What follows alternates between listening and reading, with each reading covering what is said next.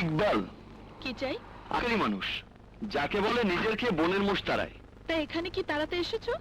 আপনাকে না, মানে বলছিলাম কি, কথা সেটা নয়। আপনি একটা বাচ্চা ছেলেকে অ্যাক্সিডেন্ট করে রাস্তায় ফেলে এসেছেন। ছেলেটি মারাত্মক আহত হয়ে এখন হাসপাতালে। তাই আপনাকে একটু আমার সাথে হাসপাতালে যেতে হবে। ছেলেটি তোমার? হ্যাঁ, আমার কেউ হয় না। ও, তাহলে ওর ব্যাপারে তোমার এত ইন্টারেস্ট কেন? ওই যে বললাম, আমি নিজের খেয়ে বোনের মোষ তাড়াই, পরোপকারী। ও, শোনো মিস্টার পরোপকারী, এই ব্যবসা প্রতিষ্ঠান চালাতে গিয়ে আমি অনেক বড় বড় ধান্দাবাজকে ফেস করেছি। তা তুমি এই লাইনে নতুন বুঝি? না মানে, আপনি কি বলতে চাইছেন আমি ঠিক? বুঝতে পারছো না তাই না? তবে আমি তোমার উদ্দেশ্য ঠিকই বুঝতে পেরেছি। তুমি একজন চিপ এন্ড ধান্দাবাজ। Get out. অ্যাক্সিডেন্টের কথা বলে তুমি আমার কাছ থেকে টাকা নিতে চাইছো। আপনি ভুল করছেন ম্যাডাম। আপনি যা ভাবছেন আমি তা নই। আর একটি কথা না বলে চুপচাপ এখান থেকে চলে যাও। নিশ্চয়ই যাব। একটা কথা আপনাকে বলা হয়নি, মানুষের উপকার করা ছাড়াও আমার আরেকটা বদভ্যাস আছে। আমি যা বলি তাই করি। তো আপনাকে এখন আমার সাথে হাসপাতালে গিয়ে ওই ছেলের মায়ের কাছে একটু ক্ষমা চাইতে হবে। How dare you? আমি ক্ষমা চাইবো একটা ভিক্ষুকের কাছে? জি, যদি আপোষে না যান তাহলে জোর করেই নিয়ে যাব। কি? তুই আমাকে ধরে নিয়ে যাবি? হ্যাঁ। জেরিন, জেরিন। Yes madam.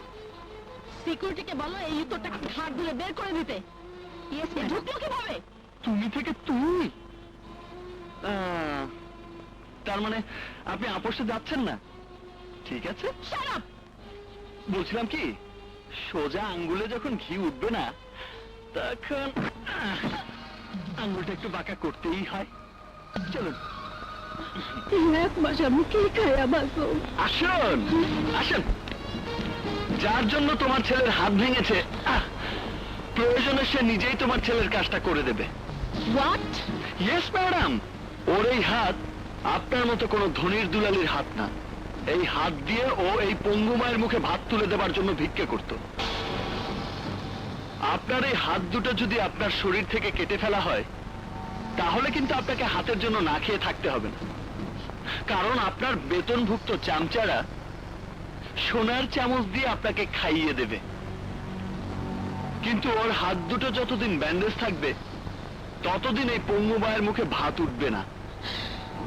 আর আমি যদি জিজ্ঞেস করি ছেলেটা ভিক্ষে করে কত টাকা পেত? 20, 50, 100? আমি যদি ওকে সারা জীবন বসে বসে খাবার মতো টাকা দিয়ে দেই তাহলে তোর সমস্যা সমাধান হয়ে যায়। ভাবতে পারো যা পাবার ওই ছেলেটিই পাবে। তোমার দালালি করে কি লাভ হলো? এবার তোমার দালালির ফিসটাও বলে ফেলো। 1 লাখ, 2 লাখ, তুমি চাইলে তাও আমি দিয়ে দেব। কারণ আমার বাড়িতে যে কটা পোষা কুকুর আছে তার প্রতিটি কুকুরের দাম 2 লাখ টাকার উপরে, যা তোমার দালালির টাকার চেয়েও বেশি। ওরে বাবা, টাকার এত গরম! সারা অঙ্গে যেন টাকার আগুন দাউ দাউ করে চলছে। তাহলে তো আপনাকে বোঝাতেই হয় রাস্তায় দাঁড়িয়ে ভিক্ষা করে 1 টাকা রোজগার করা কত কষ্টের। তুমি কি বলতে চাও? বলতে চাই, কাল থেকে আপনি বাদলের পরিবর্তে রাস্তায় দাঁড়িয়ে ওর মায়ের জন্য ভিক্ষা করবেন। আর এই ভিক্ষাটা আপনি ততদিন করবেন যতদিন বাদলের হাত ভালো না হয়। How funny! তুমি কি করে ভাবলে তোমার মতো ফুটপাতে 1.5 টাকার গুন্ডা মস্তানের ভয়ে চৈতি গ্রুপ অফ কোম্পানির একমাত্র উত্তরাধিকারী এই আমি রাস্তায় দাঁড়িয়ে ভিক্ষে করব? শোনো, স্বপ্ন দেখা ভালো, কিন্তু সেই স্বপ্ন দেখা ভালো না যে স্বপ্নের সাথে বাস্তবের কোনোই মিল নেই। লেকচার কম। আমি স্বপ্ন দেখি না, আমি যা বলি তা বাস্তবে করে দেখাই। আমি বলেছি আপনাকে দিয়ে ভিক্ষা করাবো, আপনাকে ভিক্ষা করতেই হবে, ব্যাস। সময়টা মনে রাখবেন, আগামীকাল সকাল 10টা। আর জায়গাটা সেখানেই যেখানে অ্যাক্সিডেন্ট করেছিলেন। 5 মিনিট আগে আসলে কোনো অসুবিধা নেই, কিন্তু 5 মিনিট পরে আসলে প্রতি মিনিটের জন্য 10 মিনিট করে বেশি ভিক্ষা করতে হবে। যদি মনে করেন এটা আমার মাস্তানি, তবে তাই। You bastard!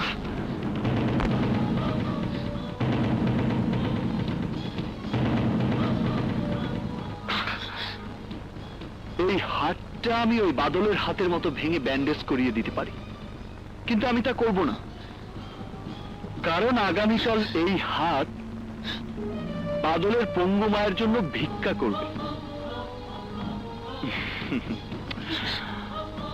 Mind it, you better mind ইট।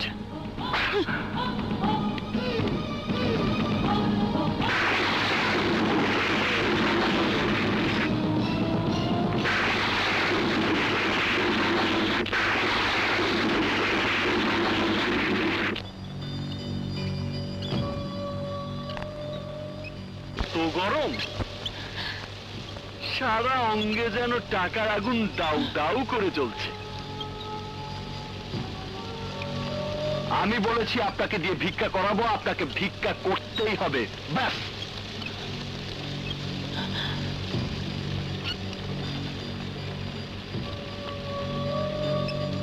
চৈতি মামুনি, সেই কখন থেকে বৃষ্টিতে ভিজছিস? তোর মামা আজ রাতে চিটাং থেকে চলে আসবে। চল মা, ঘরে চল। চৈতি মামুনি, ওই দেখ, সানি বাবা যে ফোন পেয়ে পুলিশ নিয়ে এসেছে।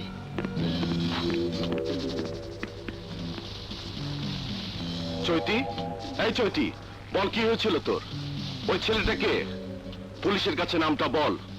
দেখবি ওকে ধরে এনে এমন মার মারবে যে পঙ্গু হাসপাতালে ভর্তি হতে হবে। আচ্ছা আচ্ছা, আমি তোদের কোনো সাহায্য চেয়েছি? তাহলে পুলিশ কেন? আমি জিজ্ঞেস করছি, পুলিশ কেন? কি বলছিস তুই? তুই আমার বন্ধু, তোর বিপদে তোকে বলতে হবে কেন? আমি বন্ধু, আমি এগিয়ে আসবো, এটাই তো স্বাভাবিক। তুই ওনাদেরকে সবকিছু খুলে বল। দেখুন, আপনাদের জানানোর মতো কোনো ঘটনা ঘটেনি। আসলে সানি আমার খুব কাছের বন্ধু, তো তাই মনে করেছিল কি না কি। সরি, আপনাদের ডেকে নিয়ে আসার জন্য sorry. That's okay madam. Chaiti, আমি কিন্তু বুঝতে পারছি তুই ঘটনাটা গোপন করছিস। গোপন করছি আমি করছি। প্লিজ প্লিজ, তোরা আমাকে আমার কাজটা করতে দে। প্লিজ তুই যা যা। ওকে।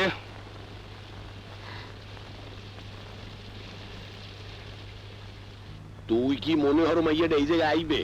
অসম্ভব। ওই যে বড় লোকের মাইয়া, ও এখানে আইবে তোর কথা মতো খয়রাত করতে? আমি যা বলি তা করি, আগে 10টা বাজতে দে।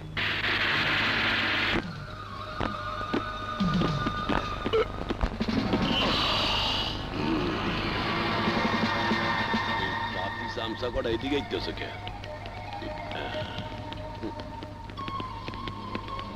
এই, এখানে ইকবাল কে? আমি। ও তুই? তাহলে তুই চৈতি চৌধুরীকে এখানে এসে ভিক্ষা করতে বলেছিলি? যদি বলি হ্যাঁ, তাহলে কি চৈতি চৌধুরীর বদলে তুই ভিক্ষা করে দিবি? কিন্তু তোর ভিক্ষা তো চলবে না, ভিক্ষাটা তোর ওই ম্যাডামকে এসেই করতে হবে। তুই যেন সময়টা কখন বলেছিলি? 10টা। 10টা বাজতে এখনো 20 মিনিট বাকি আছে। এই 20 মিনিটে তোর হাত দুইখান কেটে চৈতি ম্যাডামের কাছে নিয়ে যাব। চৈতি ম্যাডাম তার ড্রয়িং রুমের দেয়ালে সাজিয়ে রাখবে।